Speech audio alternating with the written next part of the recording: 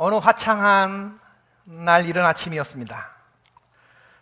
처마 밑에서 잠을 잘 자고 일어난 거미가 아주 만족스러웠죠. 자신이 만든 거미줄에는 이슬방울이 아직 맺혀 있었고 간밤에 잠자리와 파리와 모기를 비롯한 푸짐한 식사거리들이 부지기수로 걸려들었습니다. 거미는 마음이 아주 흡족했습니다. 어제는 참으로 위대한 하루였거든요. 내 몸은 2cm가 채 되지 않지만 나는 간밤에 1m도 넘는 방사형의 아름다운 집을 지었어. 스스로 생각해도 참으로 대견한 일이었습니다. 정말 놀랍도록 아름다운 집을 지었거든요. 대추나무 꼭대기에서 처마미까지 이르는 평평한 5m의 수평으로 쳐진 거미줄은 단단한 로프와 같았습니다. 그리고 그 줄 한가운데서 수직으로 내려온 거미는 타원형의 배끝에서 거미줄을 내뿜으며 중심 핵을 중심으로 기하학적인 멋진 문양의 집을 만들어가기 시작했습니다. 삽시간에 방사형의 집이 완성되었고 중심부에 떡하니 버티고 서니 이제 사냥할 준비를 마친 셈이었습니다. 땅거미가 지는 어둑어둑한 저녁이었죠. 그리고 오늘 아침 맛있는 아침 식사가 준비된 것입니다. 배부르게 포식을 하고 나서 늘어진 잠을 잤는데 거미는 그렇게 새로 만들어진 집에서 부족할 것이 없는 하루하루를 보냈습니다. 이곳은 그 어떤 것보다 목이 좋은걸? 파리 모기가 쉴 새 없이 걸려드니 말이야. 이제 당분간 여기저기 옮겨다니며 먹고 살 걱정은 안 해도 되겠구나. 그러던 어느 날이었습니다. 아침 햇살에 눈이 부셔 눈을 떴는데 그날따라 이상하게 줄 하나가 눈에 거슬리는 거였어요. 아주 기분 나빴습니다. 못 보던 줄인데? 저 줄이 어디서 생겨났지? 다른 줄들은 완벽한데 저렇게 툭 튀어나온 줄은 대체 어디서 생겨난 거야? 내가 저런 곳에 저딴 식의 줄을 치지는 않았을 텐데 말이야. 거미는 기분이 나빠졌고 그 줄을 제거하기로 마음먹었죠. 그래서 그 줄을 향해 다가가 줄을 싹둑 잘라버렸습니다. 그 순간 거미는 허공에서 떨어져 선인장 가시에 몸통이 찔려 죽고 말았습니다. 그 줄은 그가 최초에 타고 내려온 제일로 중요한 줄이었습니다. 그런데 거미가 그것을 잊어버리고 있었던 것이죠. 여러분, 우리도 거미처럼 너무나 중요한데 우리가 실상 그것을 망각하고 살아가고 있는 것은 아닐까? 여러분 살면서 그런 생각 해보신 적 있으세요? 죽음 이후에는 어떤 것이 펼쳐질까 하는 그런 생각. 결론적으로 말씀드리면 인생의 끝은 죽음이 인생의 끝이 아닌데 죽음 너머에 영원한 세상이 우리를 기다리고 있는데 거미가 자기가 타고 내려온 줄을 잃어버린 것처럼 너무나 중요한 건데 우리가 잃어버리고 사는 것 있지는 않은가? 어떤 남자 고등학생이 학교 갔다가 집에 와서 엄마 앞에서 울며 쓰러졌습니다. 엄마, 나 이제 내 인생 끝났어. 난 이제 완전히 망한 거야. 오늘 새가 날아가다가 내 머리에 똥을 싸서 친구들한테 놀림당했어. 선생님한테 찍혀서 고통스러웠고 원하는 대학 입학에 거절당했고 내가 좋아하는 여학생이 다른 남학생과 프롬, 댄스 파티에 간다고 했어. 이제 내 인생은 다 끝났어 라고 말한다면 여러분은 어떻게 반응하시겠어요? 제가 만일 그 부모라면 씩 웃으면서 들었을 것입니다. 그리고 내버려 뒀을 거예요, 우는 대로. 그리고 일어나면 얘기를 하겠죠. 괜찮아 아들, 아무것도 아니야. 고등학교가 인생의 전부가 아닙니다. 어떤 대학을 나왔느냐 하는 것도 인생의 행복을 좌우하는 것 아닙니다. 성적이 인생의 전부입니까? 그런 것 아니더라도 내가 세상에서 잘 살아갈 수 있는 길이 121가지가 있습니다. 저도 고등학생 때 수학을 못해서 백목도 입에 물어보고 칠판 지우개도 물어보고 선생님한테 40에 하나 감한배도 여러 번 맞았습니다. 사인, 코사인, 탄젠트, 로그, 삼각함수를 몰라도 하나님께서 은혜 주셔서 목회하는데 하나도 지장 없도록 해주신 줄로 믿습니다. 할렐루야. 여자 문제도 그렇습니다. 한 마리 놓쳤다고 끝난 거 아닙니다. 바다에는 물고기가 많습니다. 선생님도 몇 년 있으면 기억에서 사라질 거고 머리에 새똥 맞은 것도 별것 아닙니다. 저도 머리에 새똥 맞아본 경험이 있거든요. 한 번도 아니고 여러 번. 최근의 기억으로는 작년에 우리 교회 주차장 등나무 밑에서 새똥을 맞았죠. 여러분 지금 고등학교 3년, 고등학교의 경험이 전부 다가 아닌데 너무나 많은 사람들이 이 고등학생들처럼 말이죠, 이 땅의 산만을 위해서 살고 있는 거예요. 이게 미련함이고 이게 미성숙함입니다.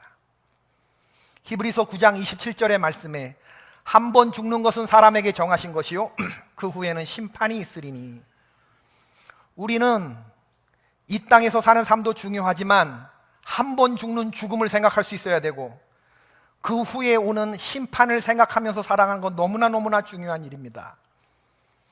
그런 의미에서 노후 대책보다 중요한 것이 사후 대책이죠. 사후 대책이 노후 대책보다 시간적으로 뒤에 오는 것이라서 그 중요성이 떨어지는 것처럼 보이지만 실상 그렇지 않습니다. 사후 대책이 노후 대책보다 훨씬 더 중요하고 시급합니다. 왜냐하면 후폭풍 때문에 그래요. 노후 대책은 못하면 그저 조금 불편한 정도로 그치지만 사후 대책 못하면 불편한 정도로 그쳐지는 게 아니고 큰일 납니다, 여러분. 큰일 납니다.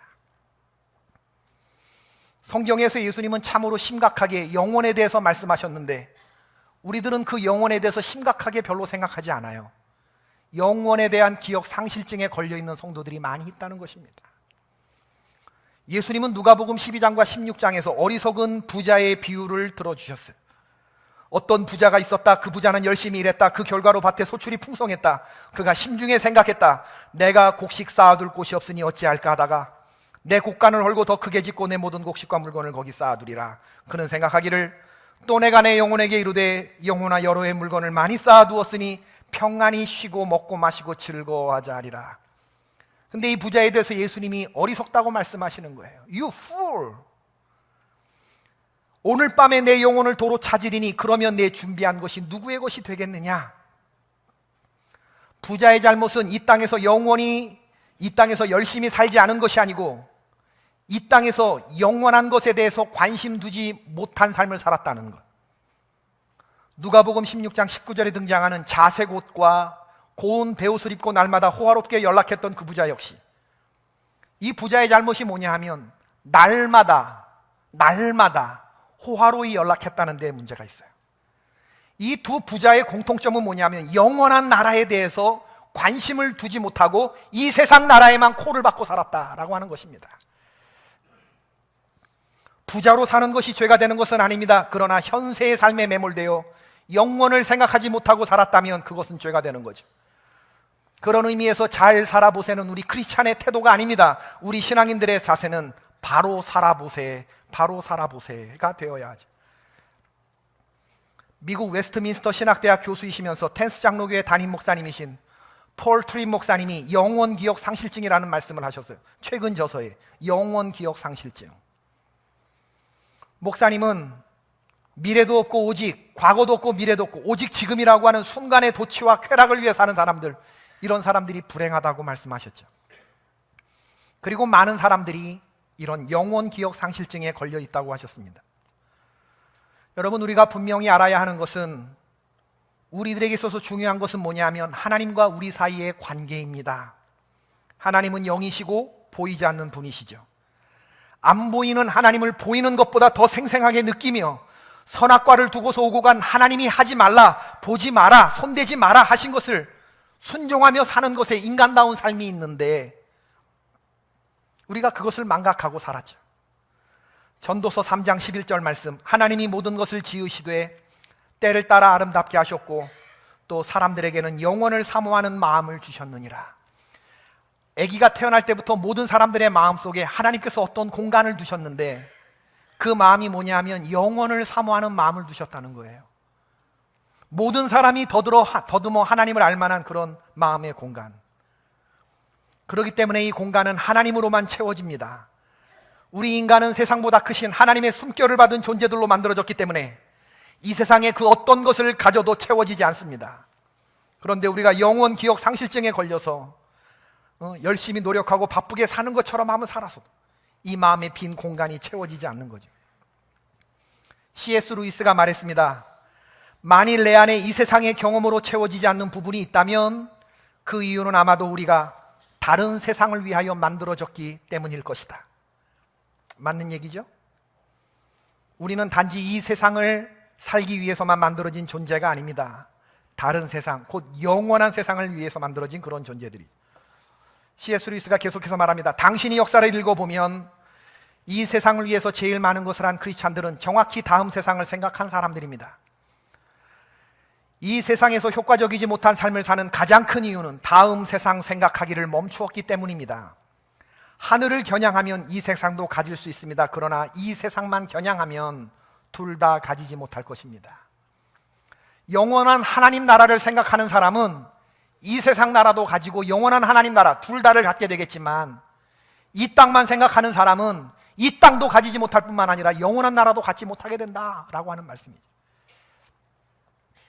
열심히 사는 거 좋은 일이고, 바쁘게 사는 거 좋은 일이고, 돈 많이 버는 거 중요한 일이고, 직장에서 승진하는 거 중요한 일이죠. 그러나 기억해야 합니다. 우리에게 죽음이 다가오고 있다고 하는 것, 그리고 그 다음에 영원한 심판이 기다리고 있다고 하는 것. 그 영원한 세상 가운데는 눈물이 없고 고통이 없고 애통하는 것도 없고 아픈 것이 없는 천국만 있는 것이 아니고, 그 영원한 세계에는 지옥도 있다고 하는 사실. 사실 지옥은 죽음보다도 더 기분 나쁜 주제죠. 지난주에 어떤 성도님과 지옥에 관한 이야기를 나누었는데, 확실히 지옥은 유쾌한 주제가 아니에요. 성도님들이 싫어하는 그런 주제이기 때문에 목사님들도 굳이 지옥 얘기를 꺼내서 하지는 않습니다.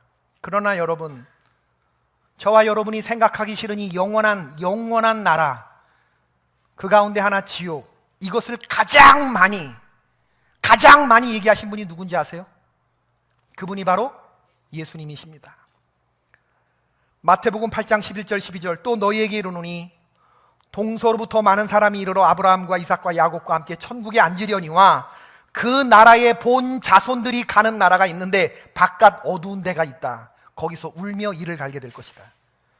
유대인들은 하나님 나라 천국에 들어오지 못하고 본 자손들은 못 따라오고 너희들이 짐승 취급하는 이방인들이 들어오게 될 것이다. 이런 얘기를 하는데, 예수님의 본 마음은 이방인에게 있는 게 아니고 본 자손들에게 있는 거예요.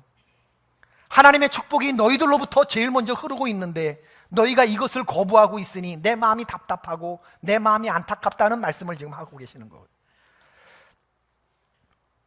그런가 하면 마태복음 13장 41절과 43절 말씀, 인자가 그 천사들을 보내리니 그들이 그 나라에서 모두 넘어지게 하는 것과 또 불법을 행하는 자들을 거두어내어 풀무불에 던져 넣으리니 거기서 울며 이를 갈게 될 것이다. 세상에는 불법을 행하는 자들이 있죠. 악한 자의 아들과 사탄의 자식들이 있죠. 인자가 그들을 사로잡아서 풀무불에 던져 넣으시겠다고 했어요. 풀무불이 끓고 있는 곳이 있어요.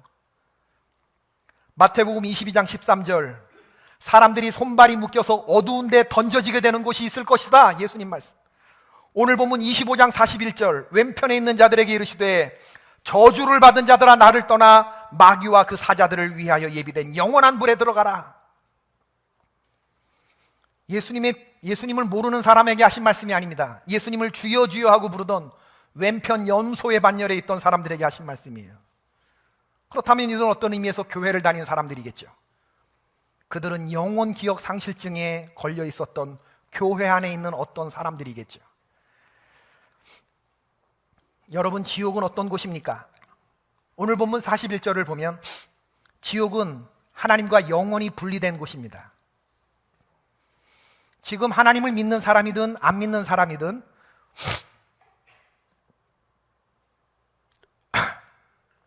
우리들은 이 땅에서 살아가는데 하나님은 의인이나 악인에게나 공평하게 베푸시는 일반적인 은혜가 있거든요. 하나님이 붙잡고 계시는 일반적인 은혜가 있는데, 우리가 하나님을 믿지 않고 마음대로 잘 살아가는 그런 이유는 그나마 일반적인 하나님의 은총이 우리를 붙잡고 있기 때문에, 사도행전 17장 28절의 말씀처럼 우리가 그를 힘입어 살며 기동하며 존재하느니라. 우리가 하나님의 은혜 때문에 힘입어서 그 힘으로 살고 기동하고 움직이고 그리고 존재한다는 거예요. 그렇지만 하나님이 영원히 모든 사람들을 붙잡고 계시는 게 아니다라고 하는 것이죠. 하나님이 그 붙잡고 계시는 것을 놓아버리는 순간이 온다는 겁니다. 바로 그 순간은 혼돈이요 공포요 가장 참혹한 삶이 되게 되겠죠. 지금은 하나님을 찾을 수 있고 그를 부를 수 있습니다.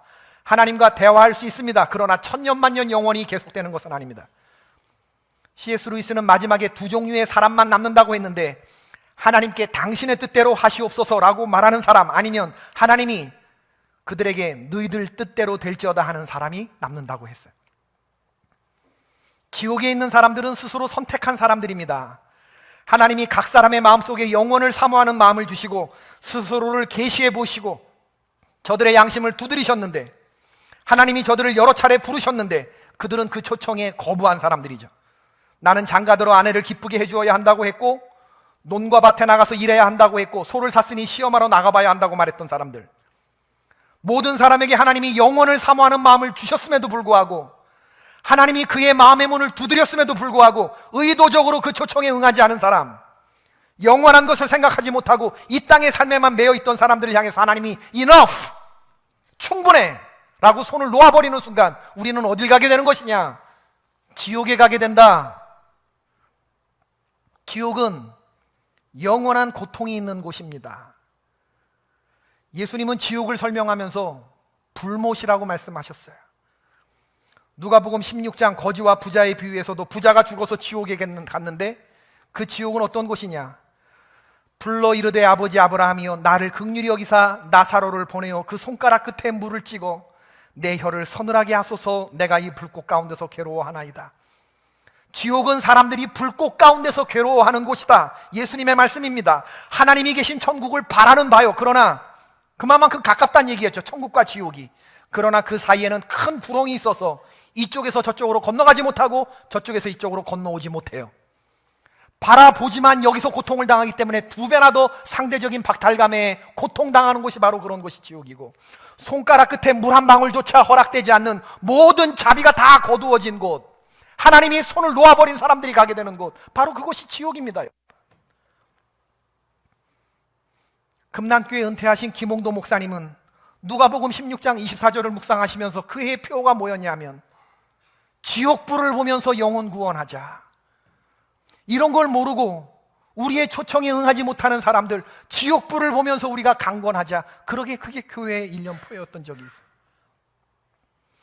그럼 이제 우리는 그 영원한 나라를 가기 위해서, 영원 기억 상실증에 걸리지 않기 위해서 어떻게 해야 할까? 이 지상에서 우리가 해야 할 일이 있습니다. 그 첫 번째는 내 죄를 깊이 들여다보자는 거죠. 죄는 시기, 살인, 간음, 질투, 사람들 사이에서 저질러지는 어떤 나쁜 짓이기 이전에 근본적인 거예요. 하나님과 나 사이에서 저질러지는 것입니다. 죄는 어떤 게 죄냐? 죄의 정의는 하나님을 알지만 하나님을 마음 가운데 두기 싫어하는 것, 하나님을 적극적으로 떠나는 것, 바로 이게 죄입니다. 사람 사이에서 저질러지는 게 아니고 하나님과 분리되는 것에 있어요. 하나님을 믿지 않는 것에 있어요. 죄는 하나님을 떠난 인간이 무슨 짓을 못하겠어요? 그러므로 죄는 하나님을 떠난 것. 여러분, 우리는 스스로를 점검해 봐야 돼요. 내 삶의 모든 영역에서 하나님을 떠난 영역이 어디 있는가? 내가 내 마음대로 하고 살아가는 영역이 어디 있는가? 지금 여러분이 즐기고 싶은 일 마음껏 즐기십시오. 그러나 혹시 그러한 일들 가운데 하나님이 여러분 마음에 찔림을 주시거든 그 음성을 가볍게 들지 마시기를 바랍니다. 하나님이 그 음성에 진실이 반응하시고, 내가 이렇게 살면 안 되는데, 내가 여기 있으면 안 되는데, 내가 이런 생각을 품으면 안 되는데, 내가 이런 말을 하면 안 되는데, 내가 이런 계획을 세우면 안 되는데, 하나님께서 마음에 찔림을 주실 때 그 음성을 결코 가볍게 여기지 마세요. 영혼을 사모하는 마음을 주신 하나님께서 여러분에게 지금 나팔처럼 외치시는 소리거든요. 그때 주님 앞에 달려 나오셔야 합니다. 다윗 왕은 간음했고 청부살인했어요. 다윗이 이런 잘못을 저지를 때 그를 붙잡아줄 한마디의 말이 생각나지 않았어요. 다윗은 시편에서 많은 하나님을 찬양하는 시를 지었던 사람인데, 그가 범죄하던 시점에는 그의 발을 붙잡아줄 브레이크를 걸 만한 단 한마디의 성경 말씀이 생각나지 않았기 때문에 그가 이런 죄를 저지른 거예요. 나단 선지자에게 하나님께서 그의 죄를 알게 했을 때에 그가 밧세바와 그의 남편 우리아의 유족들을 찾아가서 회개하기 이전에 침상으로 하나님 앞에서 눈물로 기도한 내용이 있죠. 정결한 마음을 달라고, 구원의 즐거움을 회복시켜 달라고, 내가 주께만 범죄하여 주의 목전에 악을 행하였다. 통회하며 자복하는데 하나님을 떠나 있었던 바로 그 지점을 찾아가서 하나님께 회개하고 다시 하나님께로 돌아오는 것, 우리는 바로 이 지상에서 이것을 해야 합니다. 하나님을 향해서 들었던 고개를 쳐받고 이 땅만 바라보고 살았던 것, 내가 하늘과 아버지에게 득죄했다는 것을 깨닫고 주님 앞에 돌아오는 것, 우리 지금 그것부터 해야 돼요. 회개부터. 두 번째로는 예수님을 우리의 주인으로 영접해야 한다는 것입니다. 예수님은 하나님이 우리를 사랑하셔서 주신 최고의 선물이고 그리고 최후의 선물이거든요. 우리를 영원한 하나님 나라로 이어주실 바로 유일한 분이시거든요. 바로 그분을 우리 삶에 초청해야 되는 것입니다. 십자가에 찢겨져 죽고 영원한 불못에 던져질 운명이 바로 나의 운명이었는데 하나님이 내게 물으실 이 죄의 형벌을 당신의 아들 예수님에게 물으셨고 그리고 그 아들 예수의 보배로운 피 보혈을 통해서 우리에게 약속하신 말씀이 있어요. 영접하는 자 곧 그 이름을 믿는 자들에게는 하나님의 자녀가 되는 권세를 주셨다. 믿으시면 아멘 하십시다. 이 보혈에 의해서 우리들이 하나님의 자녀가 되는 권세를 받은 것. 누구든지 세상을 이처럼 사랑하신 하나님의 사랑을 알고 그분의 보내신 독생자 예수를 믿으면 멸망치 않고 영생을 얻게 되는 줄로 믿습니다. 세 번째로는 삶의 우선순위를 잃어버리지 않고 사는 것이죠. 사랑하는 자여 내 영혼이 잘된 같이 범사에 잘되고 강건하기를 내가 간구하노라. 영혼 잘되는 게 있고 사업 잘되는 게 있고 몸 건강한 거 이 세 가지가 있어요. 여러분 하나만 택하라면 어느 거 택하시겠어요? 대답은 잘해요. 그죠? 우리가 대답은 잘하는데 그런데 사는 모습을 보면 어떻게 살아요? 그냥 사업에 아등바등하고 그냥 몸 이러고 살아간단 말이죠. 사업이 조금 안 돼도 몸이 조금 불건강해도 영혼이 하나님과 바른 관계가 서 있어서 허덕허덕거리지만 새벽 제단을 지키고 예배 자리 나오면서 그 가족을 끌고 버틸 자리에서 버티고 이길 자리에서 이겨내는 그런 성도들을 저는 얼마나 많이 보는지 몰라요. 하나님의 주신 힘으로 지금 도망가고 싶은 현실을 끌고 나아가는 사람들, 영원을 바라보면서 살아가는 분들인 줄로 믿습니다. 하나님은 그런 분들을 귀하게 생각하시는 거예요.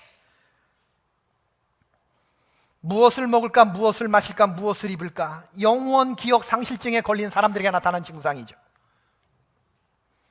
공중의 새를 보라, 들의 꽃을 보라.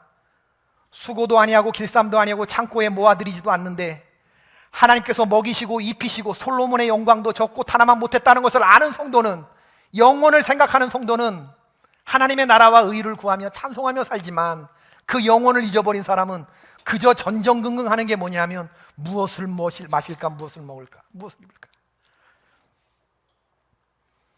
창세기 25장에 나오는 에서와 야곱의 이야기를 기억합니다. 그 둘은 쌍둥이였어요. 그러나 삶은 완전히 달랐죠. 에서의 문제가 뭐였냐? 팥죽 한 그릇에 영원한 것을 팔아버렸다. 에서는 감각적인 사람이었습니다. 하나님이 주신 귀한 것을 하찮게 생각했어요. 팥죽 한 그릇에 장자의 명분을 팔았습니다. 성경은 그것을 창세기 25장 마지막 34절에서 에서가 장자의 명분을 가볍게 여기었더라라고 말합니다. 장자의 명분이 뭐냐면 하나님의 선물인데 하나님의 선물을 짓밟았다, 그 얘기예요. 육체적 감각을 따라 살아가는 영혼 기억 상실증에 걸린 사람의 전형적인 증상. 에서가 먹으며 마시고 일어나 갔으니 에서가 장자의 명분을 가볍게 여기는. 참 에서의 발걸음이 경쾌해요.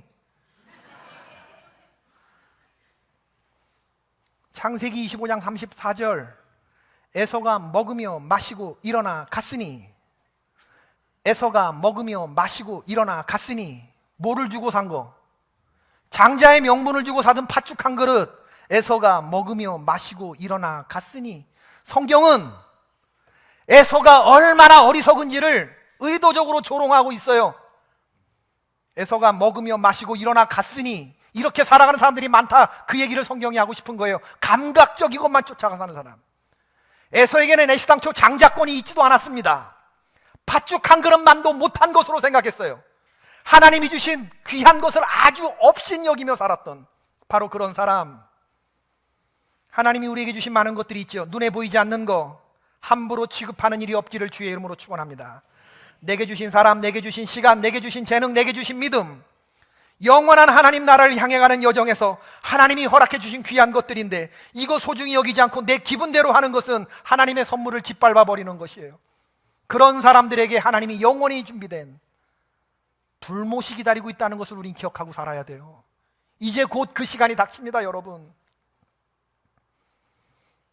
이 질병에 걸려서 한없이 엉망이 되어 가는데도 정작 본인은 그것을 느끼지 못하는 일이 없기를 바라고, 이 세상은 우리의 목적지가 아닙니다. 이 세상에서의 우리의 삶은 다음 세상을 준비를 하는 곳이 되어야 하며, 지금 여기에서의 우리의 삶은 그 나라에서 사는 삶의 방식과 똑같은 삶을 우리가 여기서 살 수 있어야 하는 것이죠. 나만, 내 가족만, 내 쾌락만이 아니라 목마른 자들, 줄인 자들, 나그네 된 자들, 헐벗고 병들고 갇힌 자들을 돌아보며 살아가는, 주변을 돌아보는 그런 삶, 바로 그런 삶이 영혼을 생각하는 사람의 삶이라고 하는 거죠. 하나님은 우리를 70년, 강건하면 80년 사는 존재로 만드셨는데, 그것은 이 땅에서 삶이 그런 거지, 실상 하나님의 시각에서 보면 우리는 영원한 존재들인 줄로 믿습니다. 요한계시록을 보면 그걸 알 수가 있어요.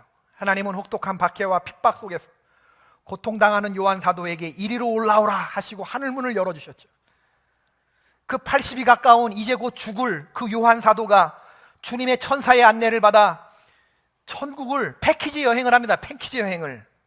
제일 먼저 보는 것은 뭐냐 하면 천군과 천사를 비롯한 네 생물과 일곱 영과 모든 영적인 존재들이 도열하여 흰옷 입고 구원받은 14만 4천의 존재들이 함께 하나님께 영광스러운 예배를 드리는 그 감격스러운 예배를 봐요.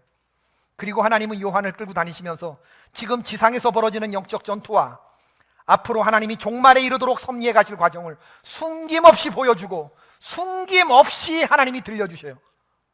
적을 건 적게 하고 적지 말라 하는 건 적지 말라, 니만 알아라 하는 건 니만 알아라, 이렇게 말씀하시죠. 하나님이 보여주시는 것 가운데는 천년왕국도 있어요. 1000년 동안에 어떤 일이 일어날지를 얘기해 주는데, 생각해 보세요. 아니 70년, 80년 살다 죽을 인생에게 1000년을 얘기하면 귀에 들어오겠습니까? 왜 하나님이 이렇게 하시는 거죠? 하나님의 눈에 사도 요한이 70년, 80년짜리로 보이지 않기 때문에, 너는 이 세상에서 70년, 80년을 살고 무수한 박해를 받고 너는 그렇게 생활에서 어려움을 당하지만 난 널 70년, 80년짜리로 보지 않아. 넌 영원한 존재야. 나와 함께 왕노릇하면서 천하만국을 다스릴 사람이지. 그러므로 영원히 나와 함께 살 세상이 어떻게 될지 나는 너가 알기를 바래. 실상 나는 너에게 관심이 많아. 주님이 그 얘기를 하시는 거예요. 그래서 천년왕국을 얘기하는데 사도 요한이 납득이 되는 거예요. 그리고 아멘 주여 어서 오시옵소서, 마라나타. 그리고 강해져서 그 나라에서 다시 내려오는 거예요. 저는 동일한 일들이 우리 성도들 가운데서 이루어지기를 주의 이름으로 축원합니다. 하나님은 여러분을 영원한 존재로 보고 계신단 말이에요. 영원한 존재로. 70년, 80년짜리가 아니에요. 우리가 살아갈 영원한 나라가 있기 때문에 자부심을 가지시고 이 땅에서 좀 크게 사시고 넓게 사시고 너그럽게 사시고 사랑하며 사시고 용서하며 사십시다. 이 땅만에 도취되어서, 현세의 가치에 도취되어 이것만이 전부인 줄 알고 아등바등 사는 일이 없기를 바라고, 그렇게 사랑하는 사람들을 권면하여 주님 앞으로 인도해내고 복음에 눈뜨게 하여 저 높은 곳 우리가 가야 할 천국에 함께 갈 수 있는 복음 전도에 힘쓰시는 저와 여러분이 될 수 있기를 주의 이름으로 축원합니다. 아멘. 사랑의 하나님, 우리가 이 땅에서 행복하게 살게 하여 주옵소서. 그러나 매몰되지 않게 하여 주옵소서. 만족하며 살아가게 하옵소서.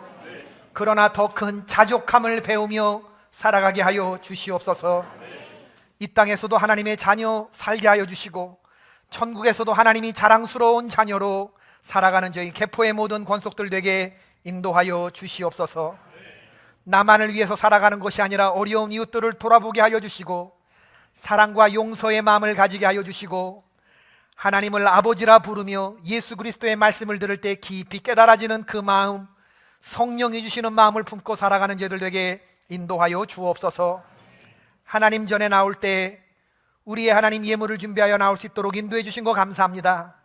믿음으로 드린 손길을 축복하여 주시고 하나님 약속하신 하늘의 이슬과 땅이 기름진 것으로 가득 채워주시되 결핍이 없게 하여 주시고 모자란 것이 없게 하여 주시며 하나님만이 주실 수 있는 것을 허락하여 주옵소서. 성도들의 삶의 기쁨과 즐거움과 평안이 늘 넘쳐나게 인도하여 주옵소서. 하나님과 동행하는 삶을 살게 인도하여 주옵소서. 주님이 나라가 제사장 나라가 되게 하여 주시고 영원을 생각하는 나라가 되게 하여 주시고 하나님의 영과 하나님의 촛대가 두어진 하나님 그러한 나라 되게 하여 주옵소서. 남북이 평화로운 통일을 하나님 이룰 수 있도록 인도하여 주시옵시고 하나님 남과 북이 하나가 되어 기독교를 가장 핍박하는 나라가 변화되어 삼천리 방방곡곡에서 주님을 예배하는 음성이 차고 넘칠 수 있도록 은혜를 더하여 주시옵소서. 지금은 우리 주 예수 그리스도의 은혜와 하나님 아버지의 지극하신 사랑과 성령님의 감화하시고 감동하심이 영원을 사모하며 그 나라를 바라보며 흩어지는 주님의 귀한 성도들 위해 이제부터 영원까지 함께 하시기를 간절히 축원하옵나이다. 아멘.